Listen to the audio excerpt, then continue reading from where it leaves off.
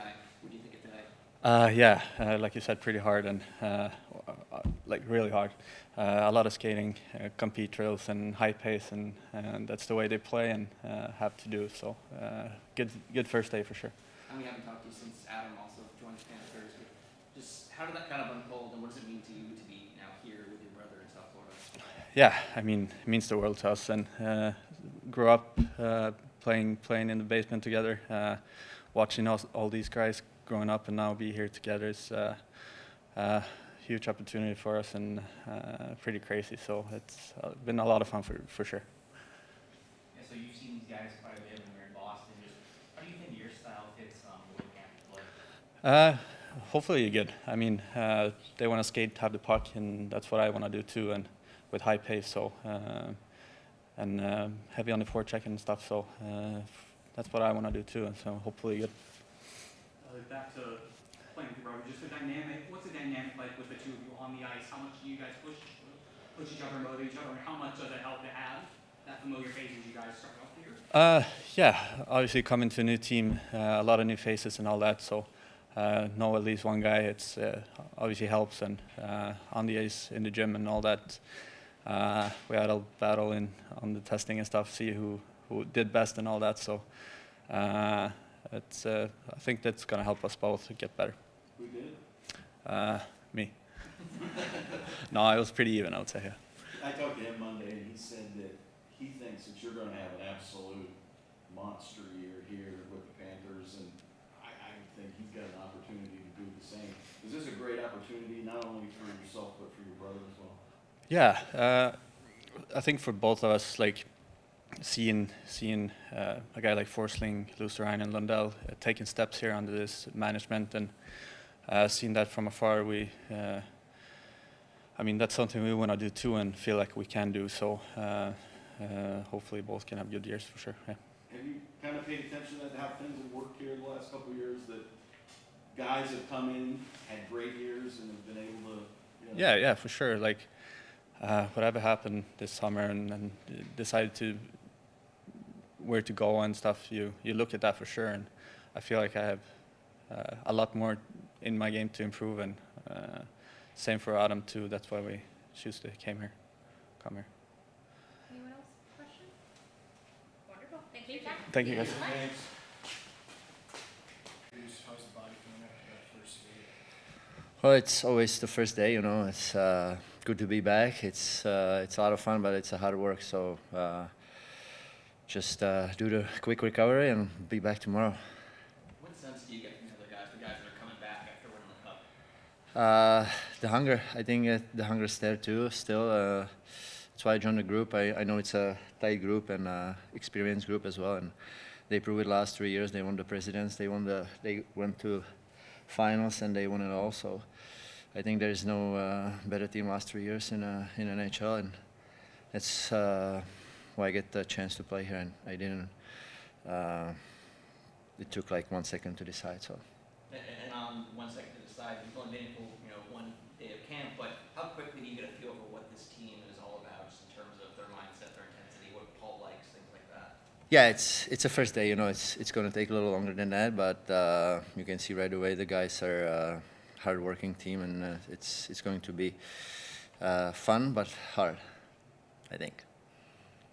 What's the best way? I mean, you changed teams before in your career. For you going about your business here, what do you find to be the best thing to do to acclimate yourself to a new group? Yeah, I have a little troubles with that in the past, like being in a new environment, in a new locker room. But over the years, you get used to it, and you get older and more experience, I would say. So I have no issues to talk to anybody about anything at all, or everything. So, you know, it's. I think when you get older, you realize it's easy to talk to everybody about anything, or everything. Is there anyone in particular that you have befriended or asked for advice during this time? Yeah, there's a lot of guys who've been helpful, coming to me, saying stuff, you know, do this, do that, and they've been good to me. And I know a couple of guys from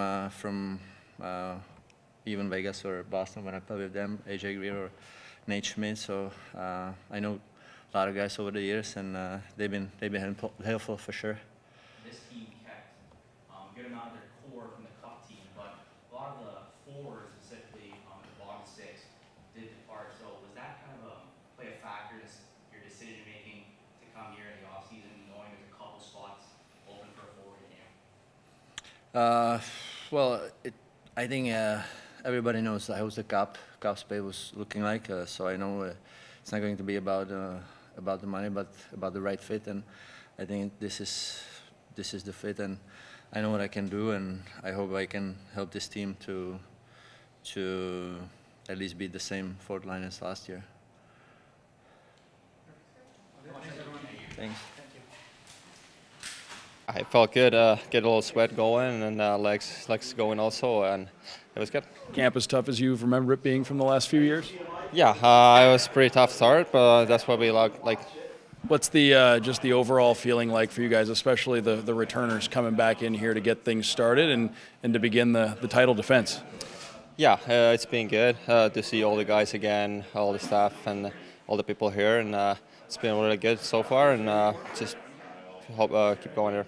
When you look back at last season, not going into the season, how do you kind of build on that, knowing you already kind of have a championship blueprint now? Do things change, or is it just kind of perfecting the things you guys did last year? No, I think it's things we have to do it again, do it better. It's going to be harder this year for sure, but I think we know we got all the pieces and we know how to do that, so that's a good thing. Obviously, a couple new guys in there, but what's it mean to have so many guys back from that team in this room? Yeah, I mean, we got players back that are a huge part of this team, and the core players, so that's huge, and all the new players too. Now that I know them a little bit, we got great guys here. Remember as Game 7 wound down, the clock's winding down, puck's in the corner, and I remember you guys saying after the game that was a drill you guys would do first day of training camp. We saw you guys out there doing it again today. Does it carry maybe a little extra meaning now? Yeah, I mean, it was an unbelievable feeling, and I think every player lived for that moment, and we're here to work for it. And so you're working here day one of training camp, but you remember what happened back then. Is there a name for that drill that you guys do? Is it over there in the corner fighting for the puck? I don't think there's any specific name for that, but it's just what we have to do to win. Yeah. You won Game 7, then there's the parade and all the cup days and all that, but I guess around when did you start thinking about this season? When was it time to put the celebrating behind you and start looking forward? Yeah, I mean, it's like you said, it's a new season, new opportunities, and I think it's still the moment we know for sure for our whole lives, and but it's a new season, like I said, and we're focusing on that one, and we got new players and new achievements. But do you remember how long it took you this summer to sort of get in to start training again and all that? Oh, not exactly, but probably like a couple weeks. Great, thank you. Thanks, Luke. Thank you so much.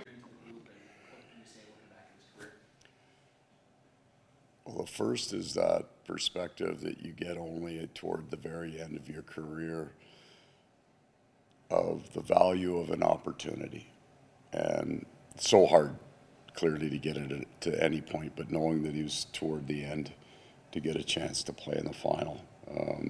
You could see the enthusiasm day by day grow here, and he got real comfortable. It was great that he could come and have Sam Reinhart here, a real close friend. So we got to share that with him, and of course with the way it ended, what a wonderful memory then. Your last memory to be so great, and the majority of players and probably coaches don't get to skate off the ice like that.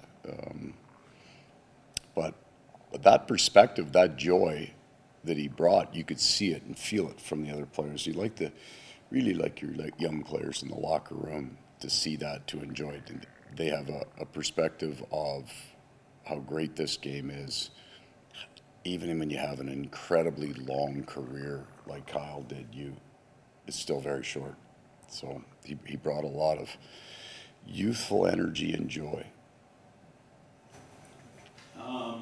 Beard is now a captain. Yeah, I heard that. Yeah. Good for him. What a great driver, great example. And in that same vein, like in Kyle was captain and now Radko, that player has to come to the rink with an intensity and a drive, and again, an enthusiasm. But it's the consistency of those guys that's so important. And Radko wouldn't have had taken a practice off, stepped out of a shot lane. You know, he never ever would cheat the game. So when you have a young team with young players coming in, the example of a Radko Gudic is that there's no parts of this game that are above me, and that all players in that room then have to be held accountable to that standard by the players. That's so much more than what the coach does, what the players hold each other accountable to. And mostly you see that for example. He would just be a fantastic mentor for all those players. And I just remember from that playoff run, the day after you guys clinch, and we're like, well, you know, hey, Boston Bruins, number one. He was like, bring them on, you know. It was like, let's go, that's who we got to play, let's, you know. The challenge, right?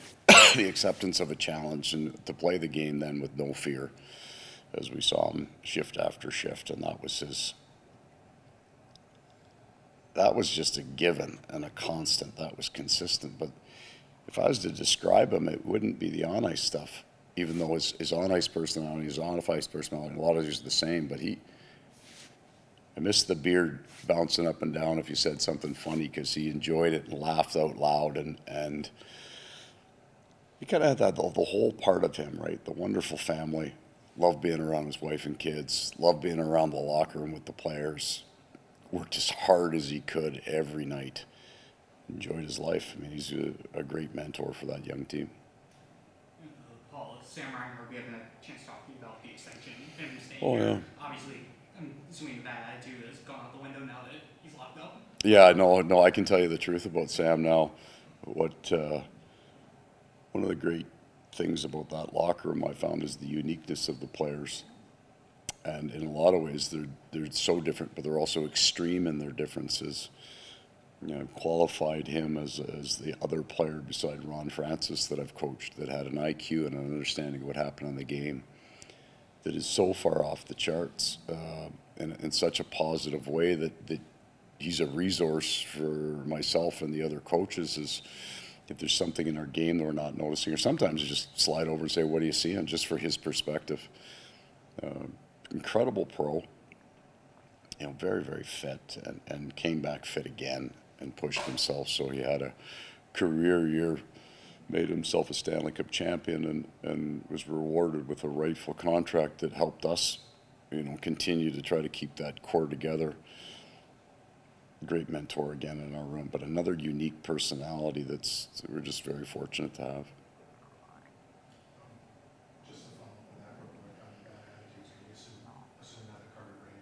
Trouble, nothing but trouble since the day he walked in.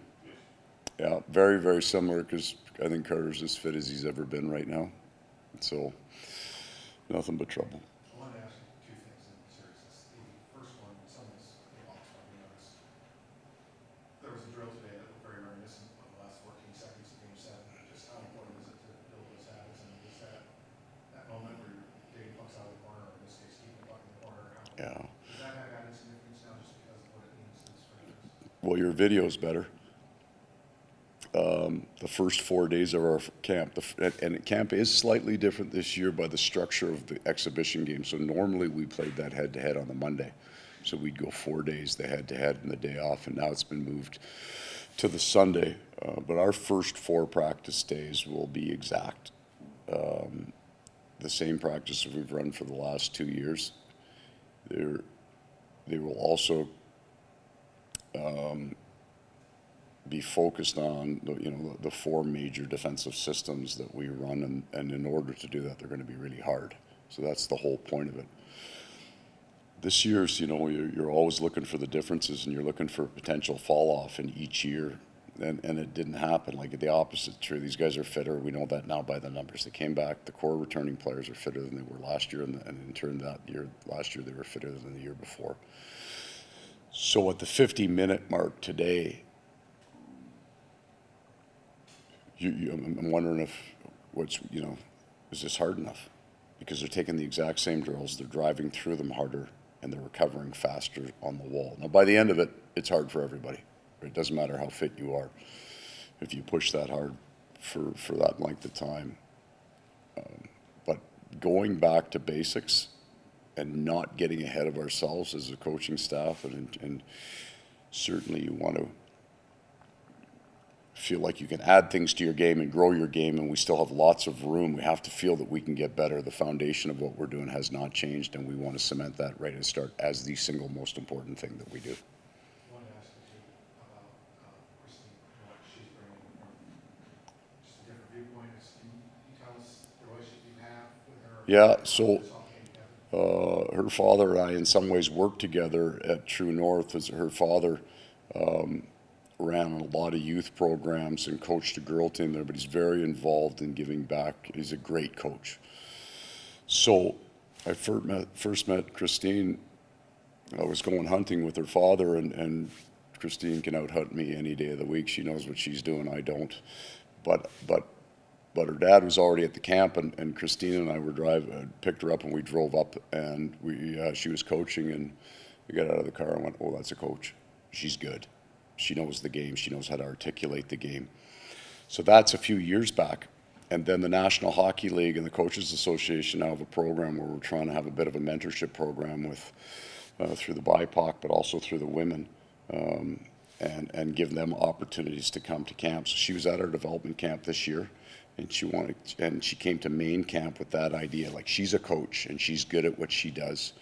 And there are now opportunities for women to coach, and women to coach in the National Hockey League, and she fits that. If you get a chance to talk to her, she's very, very bright, very articulate, works hard at the game, understands how to interact with players.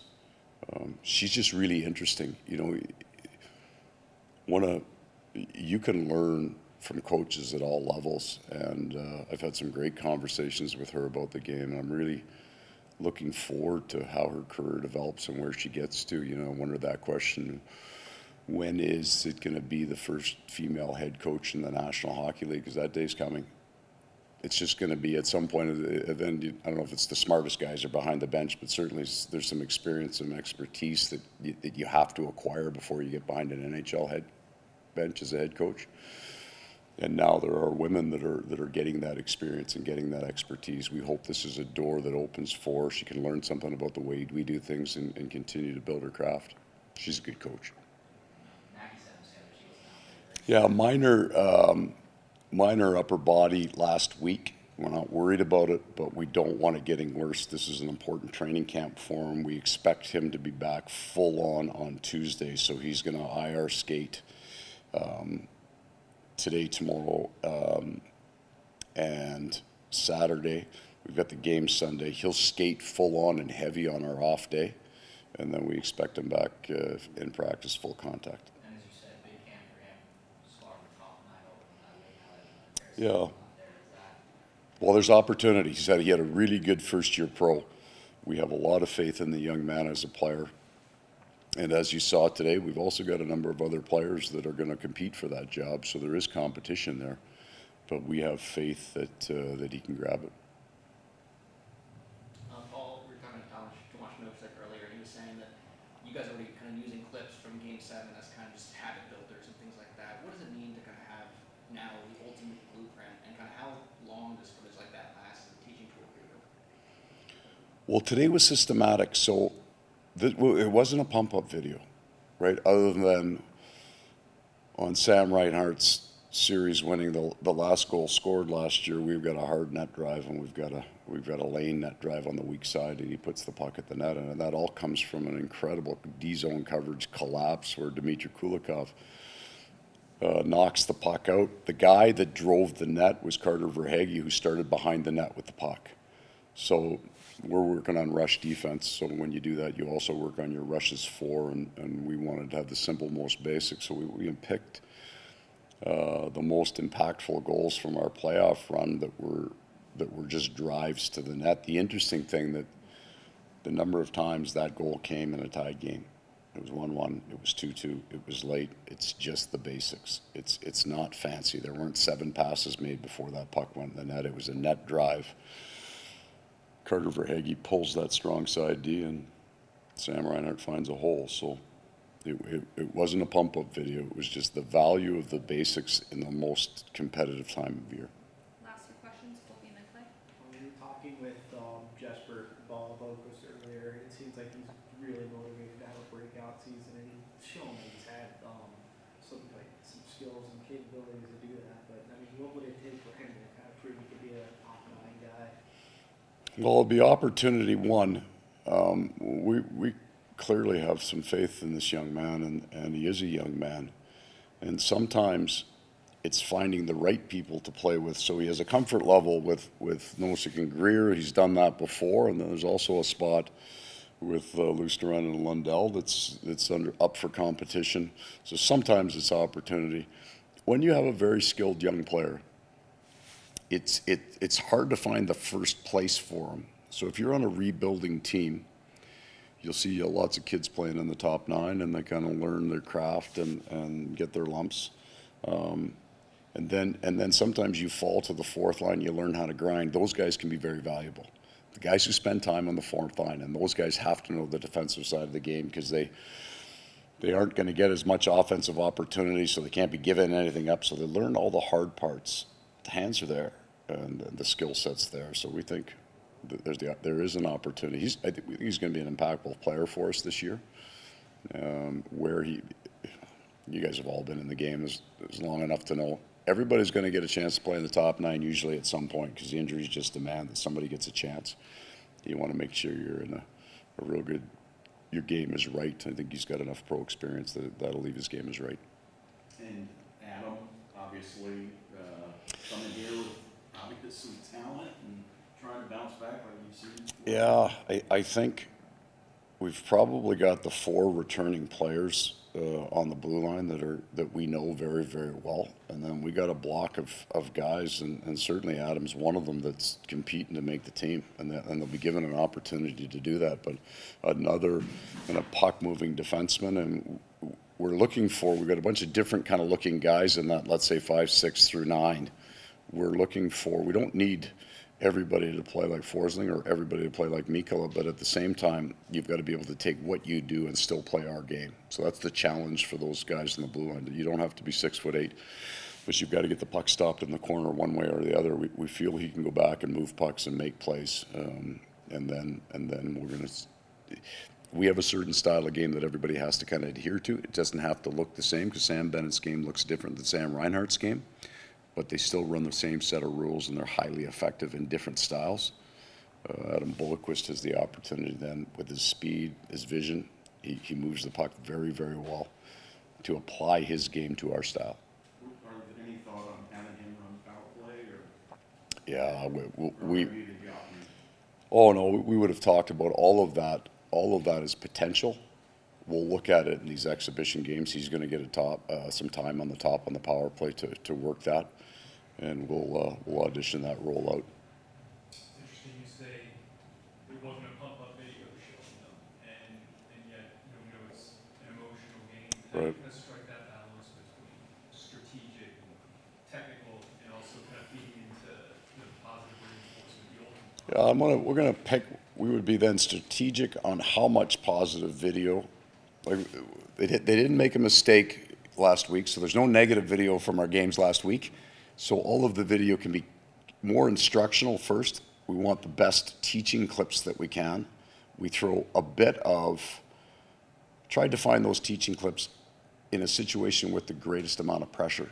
Tie games, third period games. This is the execution of this play. This is the result of it. So, there were a handful of goals. I showed 4 or 5 goals. They were all kind of net drive goals. They were all really critical goals. So when you think of Gustav Forsling's series-winning goal, I think it's about 1:35 on the clock. That's a shot from Lundell and a net drive. That's all that is. It's basic stuff, and that's the idea of it. And then you can put it in the context of the last score that was scored that year. It's pretty basic. Drive the net, shoot the puck, keep it simple, right? And that's what day 1 through 4 on the ice is really all about. I won't need to. I'm aware of that. I'm not going to need to show any pump-up video, because that's happening it's on Instagram. It'll be banner raising. That's going to be presented by other people enough. They don't need it from me. Thank you. Okay, guys.